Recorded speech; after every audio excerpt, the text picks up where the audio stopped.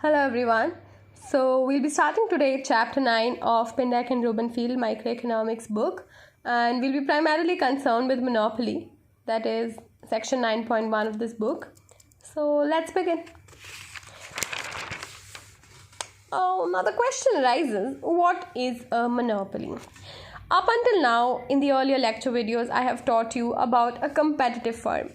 And a competitive firm or a perfectly competitive scenario was the one where there were too many firms selling primarily homogeneous goods, and there were too many buyers for that particular good, such that that particular firm individually did not have any sort of price influencing power or market power to influence, either the price or the quantity of the good.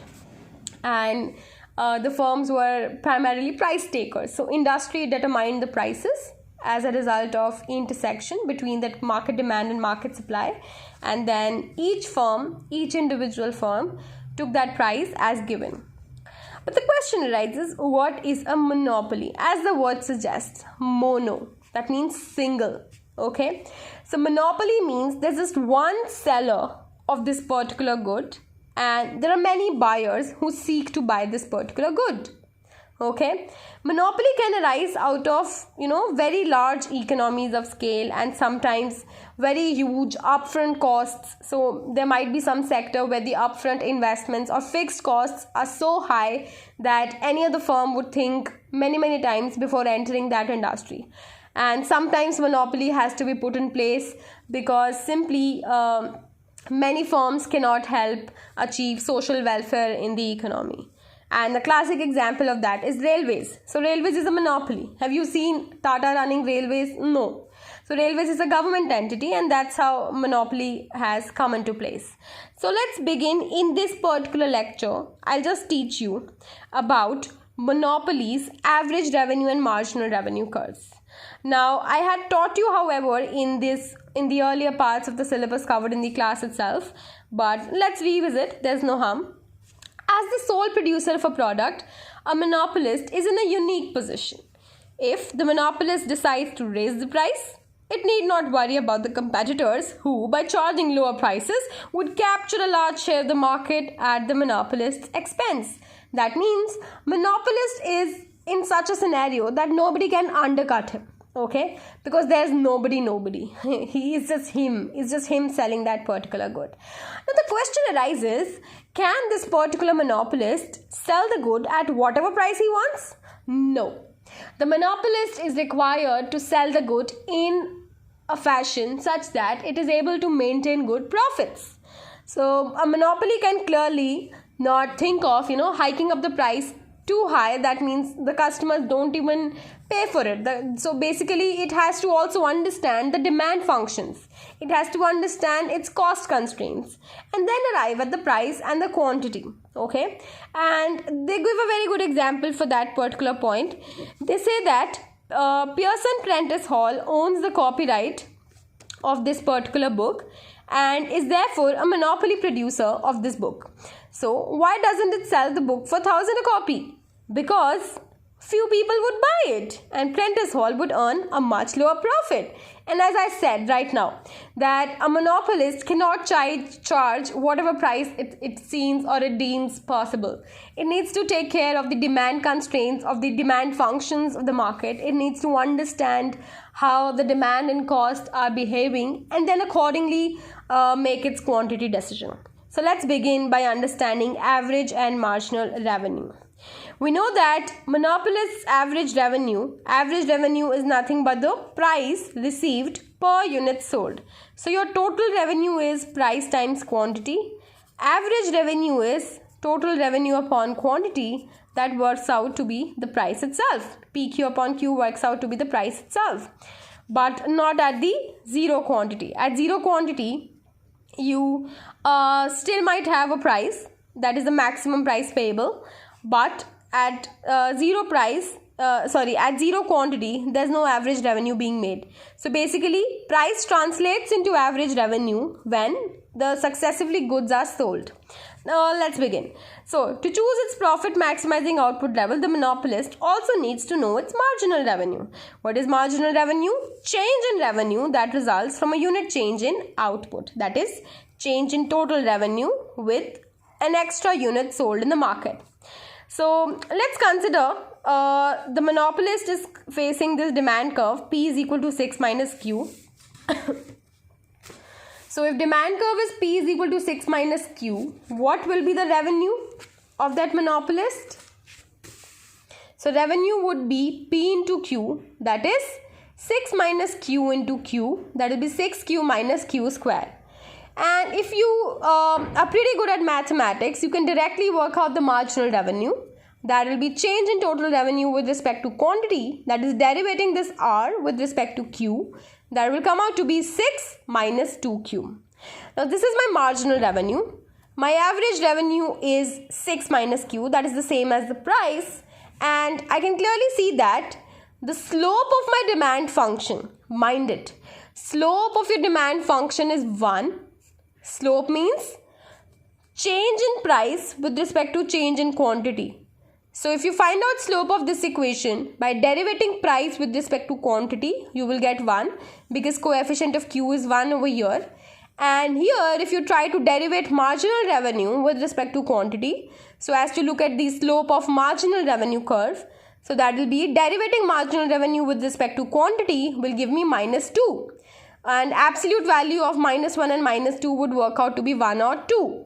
That means slope of my marginal revenue curve is twice that of the slope of average revenue curve. Okay, and that is something we're going to prove today. Firstly, you can easily map your price is equal to 6 minus Q on the diagram. How come? Put Q is equal to 0, that is at Q is equal to 0, what is the maximum price? That is 6. So you have 6 over here. Likewise, at P equals to 0, what will be your quantity? Quantity will come out to be 6. So it's here. So those are my 2 points of average revenue curve, that is nothing but the demand curve or the price line. Okay, so those 2 points can allow you to strictly map a linear function, and likewise you can easily look at the marginal revenue too. For Q equals to 0, marginal revenue is 6. So at Q equals to 0, marginal revenue is 6. But at marginal revenue being 0, my Q will work out to be 6 minus 2Q equals to 0. That means 6 is equal to 2Q. That means Q is equal to 3. So this will be this point. So my marginal revenue curve as usual is going to look like this. That means my MR is twice the slope of AR. Now the classic way to draw MR curve once you know the AR curve is, you draw the AR curve first, then split the x-axis up until this point into 2 halves. Cut the midpoint and then join this point with the midpoint, you get the MR curve. Okay, so that was just the geometric way. But let's understand, why is this happening? Why is marginal revenue of twice the slope as AR curve? Let's see. Now, for successive quantities, these are the prices. You can easily look from 6 minus Q. So, for Q equals to 0, price is 6. For Q equals to 1, price will work out to be 5 and so forth. Then this will be a total revenue. That is nothing but price times quantity. This is marginal revenue, which is change in total revenue. And average revenue is nothing but total divided by quantity. So at first stage, that is for 0 units sold, there is no average revenue, though no marginal revenue, no total revenue. Okay. For first unit sold, average revenue will be total revenue of 5 divided by quantity 1. So this will be 5. Marginal revenue would be total revenue for first unit minus total revenue for 0 unit. That is 5 minus 0, which is 5. Because marginal revenue is nothing but change in total revenue as an additional unit of good is sold. Likewise, you can work out marginal revenue of 3 as well, which is 8 minus 5. Now the question arises, why is marginal revenue of twice the slope as AR? This is so because this reason. The reason is that the price is greater than marginal revenue because all units are sold at the same price. Forget it. If sales are to increase by 1 unit, the price must fall, obviously. And in that case, all units sold, not just the additional unit, will earn less revenue. This is a very important point. What this means is that consider a price falling from 5 to 4. That would mean that if earlier the monopolist was able to sell just 1 unit in the market, now he can sell 2 units in the market at a price of 4. That means both the 2 units, please underline the word both in your mind. Both of those 2 units get sold at a price of 4, so they add up to the revenue of 8. 2 times 4 is 8. And this gives me my marginal revenue of 8 minus 5, that is 3.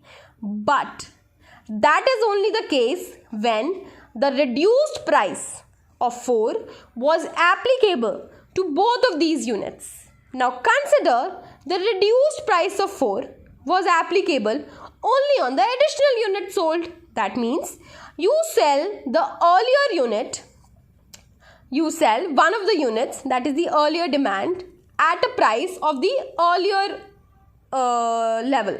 So basically you sell first unit at a price of 5 and then you can sell second unit at a price of 4. That will give you total revenue of 5 plus 4, that is 9. Now if in that fashion I'm going to reduce my price, I'm going to lose customers. Okay, and this you'll see this how. So if 5 plus 4 adds up to 9, that means marginal revenue will come out to be now 9 minus 5, that is 4. That means my marginal revenue is the same as average revenue, and successively you can work out in each step. If the monopolist is going to work in the fashion that it is going to charge the new price only on the increased demand. For example, I'll explain you for the third step as well. So when the quantity demanded increases from 2 to 3, price is falling from 4 to 3. That means you charge 4 rupees for 2 units as before, 4 into 2 plus, and you charge 3 rupees for the third unit. Okay, so you charge 3 rupees for the third unit. That would give you 3. So 4 into 2 plus 3 will give you 11. Okay, and then if 11 is the total revenue, your marginal revenue will be 11 minus 8, 3. Now again 3 is the same as average revenue of 3. That means what is the monopolist doing in order to arrive at the marginal revenues as written in the table and not as the marginal revenues which are just derived? But the monopolist is reducing the price for all the commodities. He is not saying that my earlier price applies to earlier customers, but the new price applies to the new customers. No. If the price is reduced, it is reduced for all the units. And which is why you are going to arrive at marginal revenue, which will be twice the slope of average revenue. Okay. So that was the major distinction, that whenever the monopolist has to increase his sales, it can only do so by reducing the price not for the earlier sold commodity but for all the units sold in the market at that particular price. So that's how your average and marginal revenue curve are going to look like. Thank you for watching the video.